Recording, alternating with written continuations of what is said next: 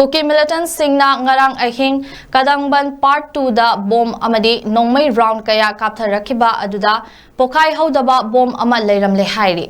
sekmai esigi manung channel leiba lamsang police station na konba kadangban kautruk senjam chirang na chingba mafam singda ngarang numidang pung nipan lom tabada khutlai paiba kuki militant singna chingkhong nak natariba maitei khol singda bom amadi nongmai round kaya ꯃꯥꯏꯀꯩ ꯀꯌꯥꯗꯒꯤ ꯀꯥꯞꯁꯤꯟꯗꯨꯅ ꯑꯍꯤꯡ ꯑꯊꯦꯡꯕ ꯐꯥꯎꯕ ꯀꯥꯞꯅꯈꯤ ꯂꯣꯏꯅꯅ ꯉꯁꯤ ꯀꯗꯪꯕꯟ part 2 ꯗ 22 ꯑꯁꯥꯝ ꯔꯥꯏꯐꯜꯁꯀ ꯃꯩꯇꯩ ꯈꯨꯜꯒ ꯆꯠꯊꯣꯛ ꯆꯠꯁꯤꯟ ꯇꯧꯅꯔꯤꯕ ꯂꯝꯕꯤ ꯑꯗꯨꯒꯤ ꯅꯣꯡꯄꯣꯛ ꯂꯣꯝꯗ ꯐꯤꯠ 50 ꯆꯠꯂꯒ ꯂꯩꯕ ꯂꯧꯕꯨꯛ ꯑꯃꯗ ꯕꯣꯝ ꯑꯗꯨ ꯇꯥꯔꯝꯈꯤꯕꯅꯤ ꯍꯥꯏꯔꯤ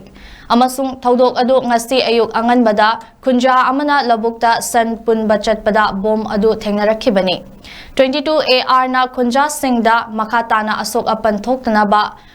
ꯕꯪꯀꯔꯗ ꯁꯤꯖꯤꯟꯅꯔꯤꯕ ꯄꯣꯠꯂꯝꯁꯤꯡ ꯄꯨꯔꯛꯇꯨꯅ ꯕꯣꯝ ꯑꯗꯨꯒꯤ ꯑꯀꯣꯏꯕꯗ ꯊꯝꯈꯤ ꯀꯗꯪꯕꯟ ꯄꯥꯔꯠ 2 ꯒꯤ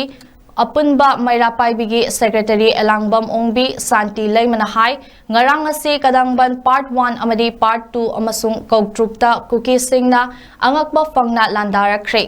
ꯃꯃꯥꯡꯗ ꯊꯣꯛꯈꯤꯕ ꯀꯥꯞꯅꯕꯒꯤ ꯊꯧꯗꯣꯛꯁꯤꯡꯗꯒꯤ ꯉꯔꯥꯡꯒꯤ ꯊꯧꯗꯣꯛ ꯑꯁꯨꯝꯅ ꯑꯃꯨꯛ ꯐꯥꯎꯕ ꯊꯣꯛꯈꯤꯗꯔꯤ ꯉꯔꯥꯡꯗꯤ ꯈꯨꯟꯖꯥꯁꯤꯡ ꯌꯨꯝꯒꯤ ꯃꯐꯝ ꯆꯥꯕ ꯌꯦꯡꯂꯒ ꯌꯥꯝꯅ ꯋꯥꯅ ꯈꯥꯡꯈꯤ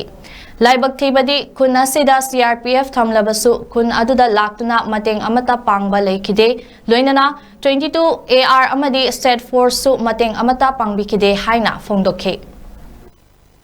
ngasi phawba chatharagiba asigumba ki irang asida ngarang ngasi angakpa phangna akhoi kadangwan part 2 amadi part 1 amadi kautuk kulonariba kautuk ta angakpa phangna kukina ngahan makhe hore balal sigda amukta oidiba mong ngarang di asuki mati bom dagi nongmai dei kapsilaktuna akhoi khunja sing asi asuki mati awa bhaibu mayong nakhe ngarang midang wairam dagi pung 3 makhai swai dei kapako sina nongyai matung pung 12 ama ani adai howa kaptana leibdagi akhoi gi napi angang sing asi asuki mati kibana tak tak ninga duna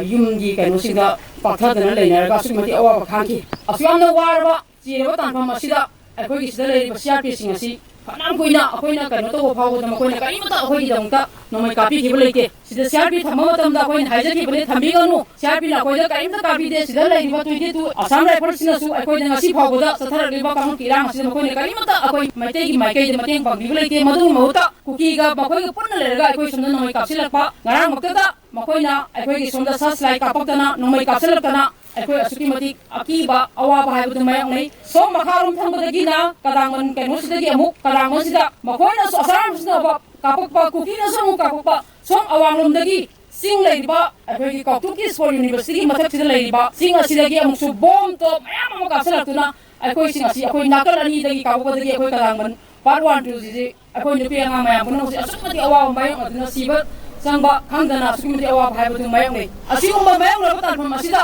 akhoi kalaman sidadi akhoi set ki maikai de set forcing ramata bi ki leite